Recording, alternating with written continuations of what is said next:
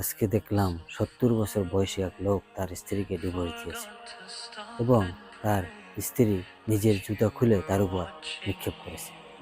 ব্যাপারটা কিভাবে বিশ্লেষণ করব আমি দেখে হতবাক হয়েছি। আসলে জীবনের এই পর্যায়ে এসে মোটেই ডিভোর্স কাম্য নয়, কোনো বয়সেই কাম্য নয়। তবে এরকম হওয়ার পিছনে কি কারণ থাকতে পারে? হ্যাঁ, মানুষের জীবনে সমস্যা থাকতে পারে, মানুষ ভালো খারাপ হতে পারে, আর পৃথিবীতে পূর্ণাঙ্গভাবে ভালো মানুষ হয় না, কোনো না কোনো দোষ থাকেই। মানুষকে মানিয়ে নিয়েই তার জীবন পার করতে হয়।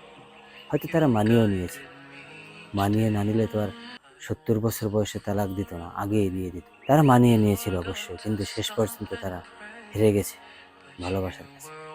সারা জীবনে সবটুকু ভালোবাসা দিয়েছে, কিন্তু ভালোবাসার বন্ধন মজবুত করতে পারেনি। তো বলতে চাই, হয়তো তাদের কোনো চাওয়া পাওয়ার অমিল ছিল, সারা জীবন চেয়েও সেই অমিলকে মিল করতে পারেনি। তো কি আছে এর সমাধান? এর সমাধান হলো মূলত মেনে নেওয়া, একটা মানুষকে বোঝা আর তার দোষগুলো অ্যাকসেপ্ট করা।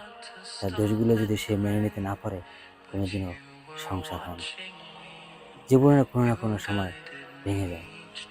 আরেকটা বিষয়, প্রত্যেকটা মানুষের জীবনে নীতি নৈতিকতা বিধান থাকে, সংবিধান থাকে।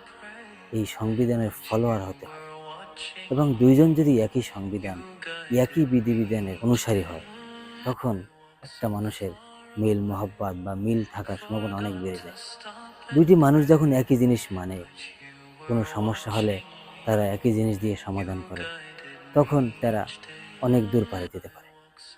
তাই মানুষের উচিত আদর্শগতভাবে মিল রেখে প্রিয় মানুষটিকে বাছাই করা, এবং কোনো সমস্যা হলে তাদের যে নীতি নৈতিকতা, তাদের যে সংবিধান, ধর্মগ্রন্থ, এগুলো দিয়ে চর্চার মাধ্যমে নিজেদেরকে সংশোধন করে রাখা, আর এভাবেই জীবনকে পার করে দেওয়া।